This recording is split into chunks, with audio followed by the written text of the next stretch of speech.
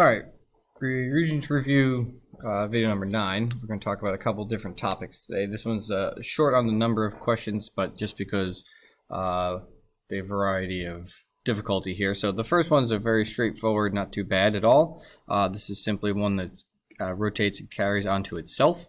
So we're looking for how many degrees can this be turned. So again, the minimum number of degrees, as we know, will always equal 360 divided by the number of sides, if it's regular. And again, that's the important thing to note, that it's a regular polygon. Otherwise, we got to do the symmetrical pieces overall. But generally speaking, it's regular.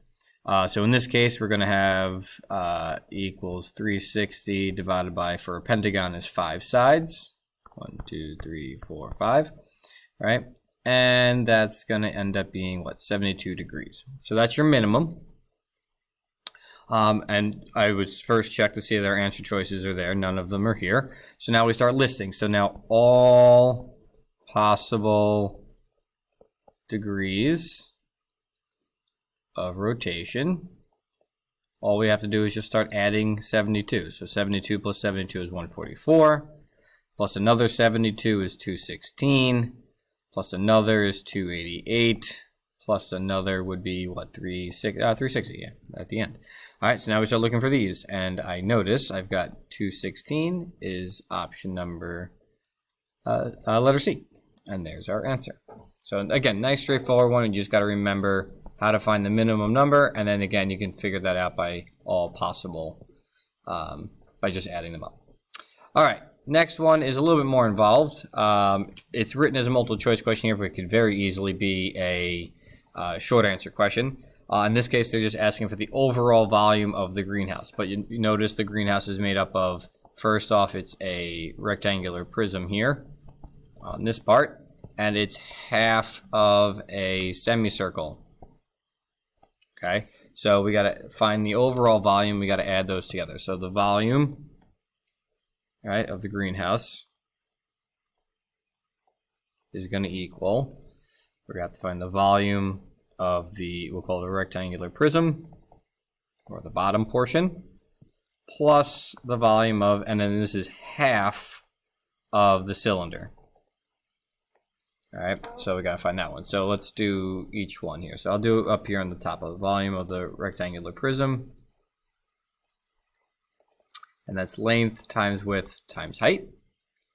Again, notice that in this case, I'm going to represent this as it's laying on its side, and that the 45 ends up being our height, because that's going to be the truth for the cylinder. Even though for the rectangular prism, it really doesn't matter. But just for argument's sake, let's say it's 12 is your length, your width is 20, and your height would be 45. Like again, because we know that it's basically laying on its side.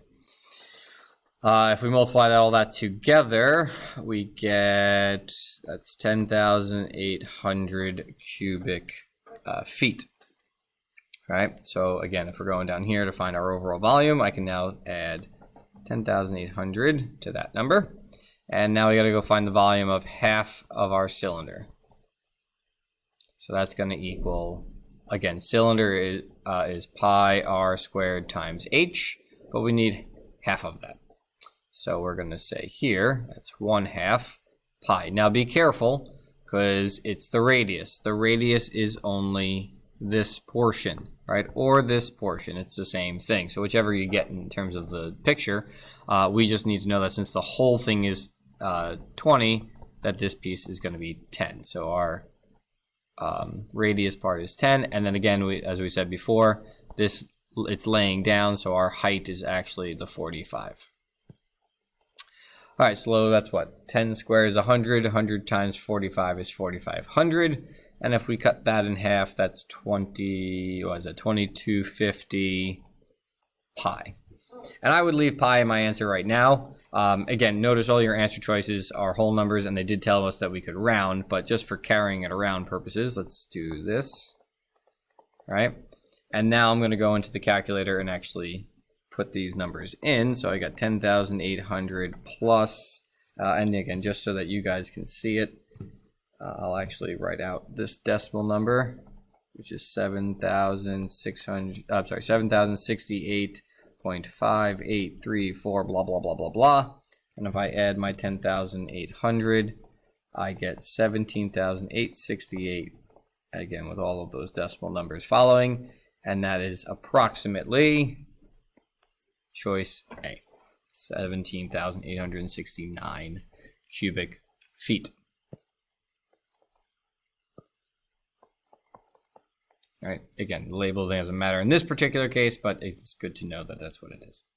All right, so again, any of those volume questions, again, it's typically going to, these more complex ones are going to have you adding or sometimes removing. Like if they wanted to, they could have easily told us that they want us to remove maybe this piece inside. And then we would have had to subtract out that rectangular prism from the inside of it, so to speak. But this is just a greenhouse. But maybe if it was like a solid figure and they hollowed out that piece, you have to remove it. You have to subtract it. All right, last but not least, this proof. And I purposely picked a more challenging proof to do together. Because this one's, it's got a lot of pieces, and I really do think this is a more challenging one, but I want you to see that even if it's a challenging one, you can still get partial credit. You can pull information out of it and get somewhere. So let's start off. First, we're going to write our statement, reason, chart. Statement, like I said, it's a little bit of a long one, so reason. All right, so first things first, let's pick out. Now, before I even start, I like to highlight what I'm looking for. So I'm looking for this is congruent to this, and I also like to kind of highlight who is that's part of, and this is like a weird like right here. What's going on with my marker there?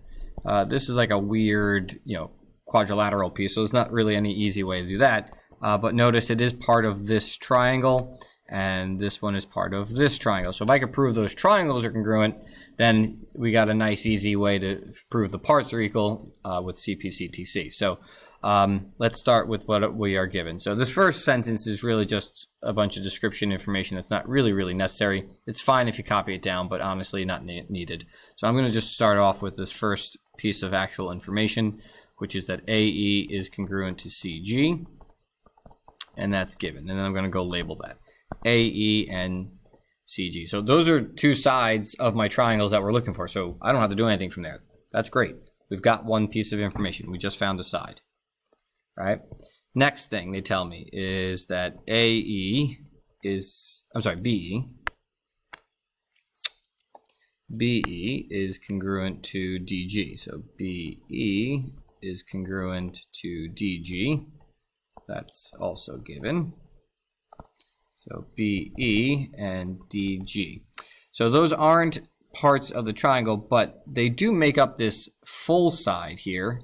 AE and EB together would make this side, and that would make the other side here. So that could be something to do with maybe we need to find out that this is a specific type of quadrilateral, like a parallelogram or something.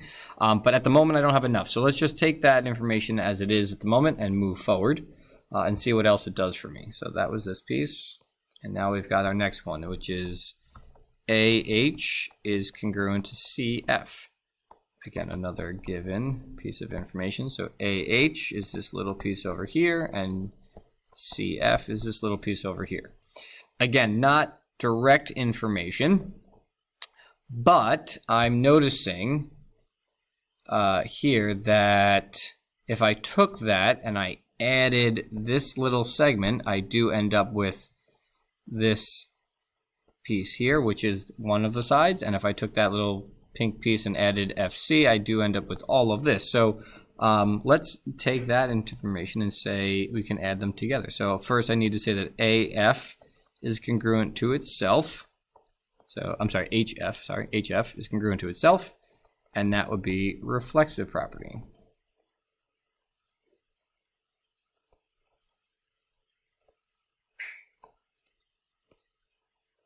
All right, so those two things together just told me that, well, if I take AH and I add HF, I'm going to get, and the same thing if I take CF and I add FH, that would be all together, I'm going to get AF is congruent to CH. And that is your addition postulate.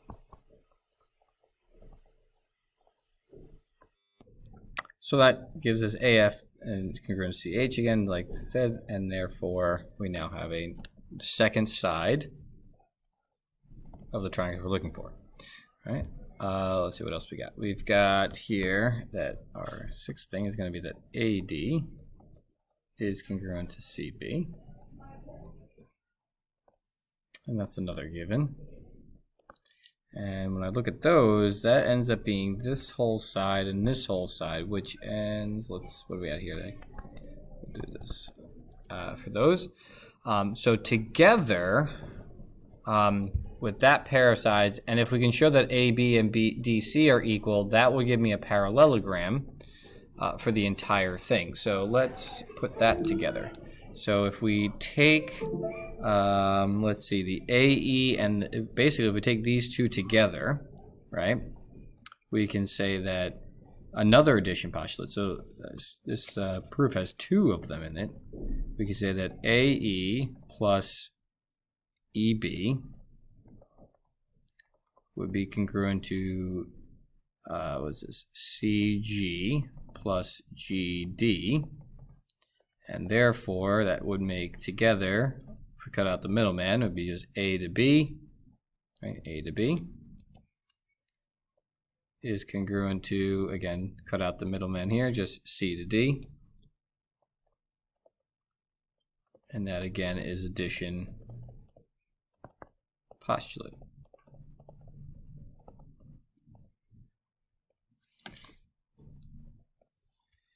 So again, a proof that had 2 in 1 there. Not common, but it happens. And that gives us the ability to now say that the entire thing, let's see if I can get a different color here. Let's do this in purple. We can now say that ABCD is a parallelogram. I'll squeeze it in there. And my reasoning is, because we've got 2 pairs of opposite sides. So because it's a quadrilateral with 2 pairs of opposite sides congruent. So that gets me a parallelogram, and the reason I like that is because then I can say that I have parallel sides, and then I can get my alternate interior angles here, which would give me this angle in here and this angle in here. So we can say number 9 is, we can say that AB is parallel to CD, and because in a parallelogram, opposite sides are parallel.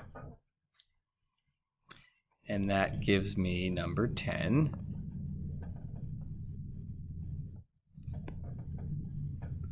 which says, what were my angles again? Well, let's just name them. Let's call this angle 1. Again, make sure if you're going to do this, you got to make sure you label it in your diagram.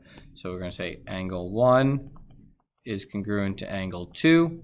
Again, if you chose to, you could have called it angle like EAF or BAF, and then again GCF or GCH, whatever it was. But 1 and 2 is fine. And we can say because parallel lines cut by a transversal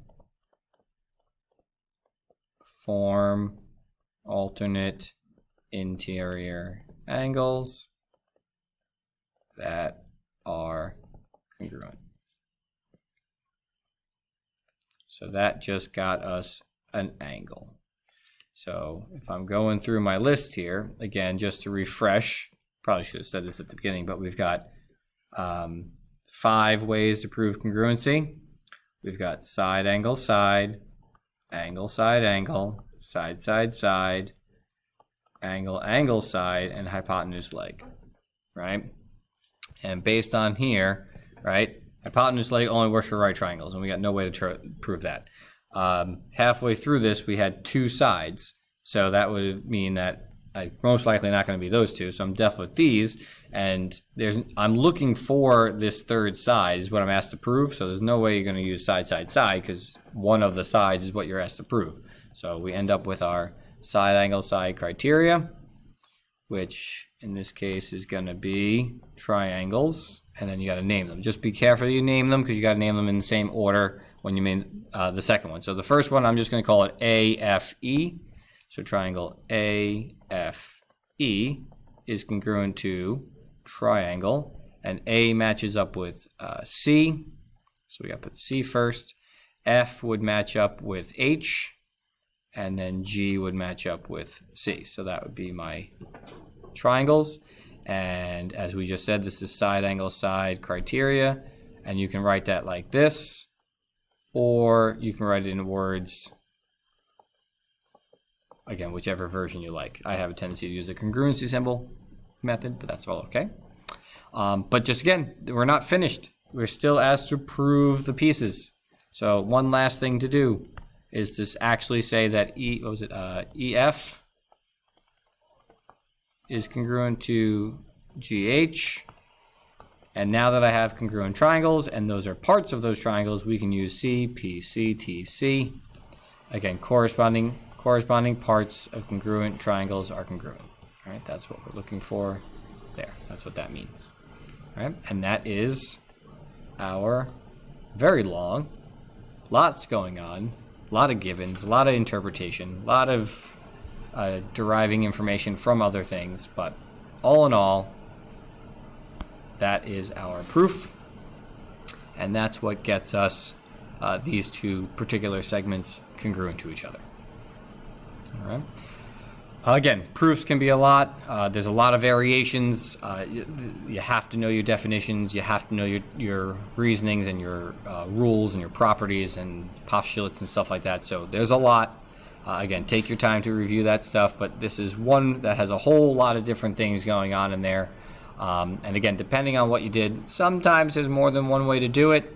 So you just got to really pay attention to the details, see what you can use to go from there. The good thing is, as I said earlier, is in proofs like this, hopefully you notice that there's a lot of room to get credit, partial credit. Even if you ended up going through this part and you only came up with maybe a portion of it and you messed something up or you missed something, you still got a lot of opportunity for locations to, take something and go with it. Like, say like, oh, look, I have a piece, and if I added that piece with the reflexive property, I can get a new one. So, just by showing this piece, you can get some credit for there. Maybe the fact that you can, maybe you forgot this postulate, but you said this, you're still going to get some partial credit, even though you won't get the full credit for that particular part because you didn't show the how part. But maybe, so there's a lot of room for that. All right. And that's all for us today.